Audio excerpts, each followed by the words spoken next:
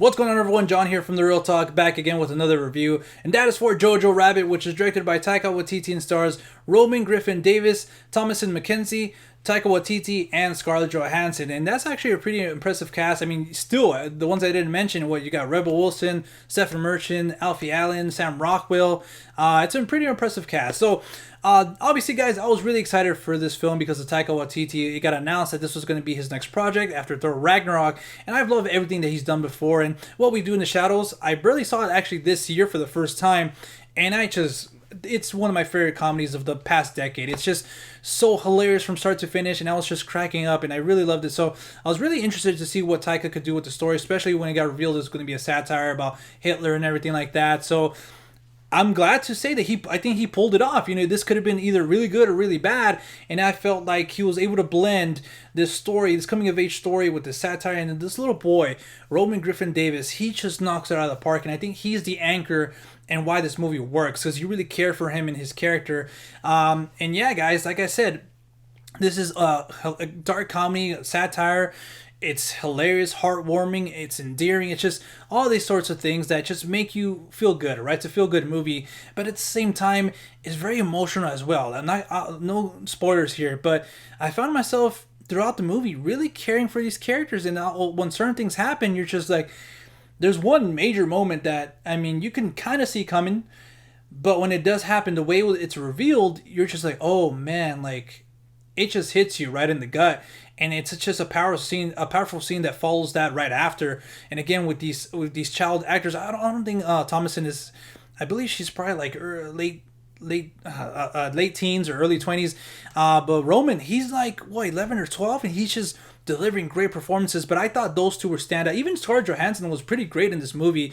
Taika Waititi as Hitler, the imaginary friend, he was hilarious, and every time that he pops up, the way he pops up, that's just hilarious. But again, going back to those performances of Roman and Thomasin, she was fantastic in Leave No Trace. I believe this is Roman's debut as an actor, but what a debut. He was just strong throughout the film, and just the levels of emotions that he needs to go. And again, it's a coming of age film, but man, he just has you hooked. Like, I just saw The Lighthouse with powerful, fantastic performances, Oscar caliber performances from Robert Pattinson and Willem Dafoe. And Roman is just like, I don't want to say right up there, but man, he's just amazing. And I can't believe that this guy, I think that character was key, right, for the story to work. Because again, this movie could have been really bad or really good, and I thought it was really good. And just one of my favorites of the year.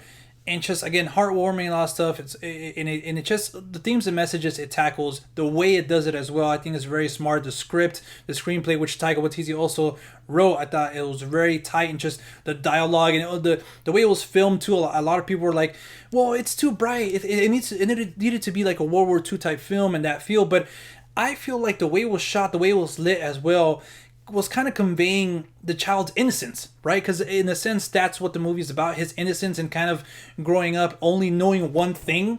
How that's kind of like, obviously in Germany in that time, all the kids and all the people were kind of, getting convinced and getting brainwashed and all that stuff. And it's kind of how it takes you into the shoes of a child that doesn't really know anything but that, right? So I felt like the way it was shot, it reflected that, his innocence, right? Everything's kind of bright, and he has an imaginary friend. So everything for the movie, some of the song choices as well, were really pretty great. Like the ending really kind of just goes with the film, and just the last line of dialogue, and even that quote at the end is fantastic. It's a very timely movie as well. So I cannot recommend this movie enough, from the performances to the story to just the way it makes you really think about the stuff about today. Like again, I said, it's a timely movie. And yeah, guys, if it comes to a theater near you, I believe it's going nationwide on November 8th. So if it's a theater near you, go watch it. And if it's getting closer to you, just go watch it whenever you can. But yeah, if you guys have seen the movie, let me know what you guys thought about it in the comment section down below. If you guys want to follow us outside of YouTube, you guys can at The Real Talk with 2Ks on Twitter, Instagram, and Letterboxd. So until next time, guys, we'll see you at the movies. Peace.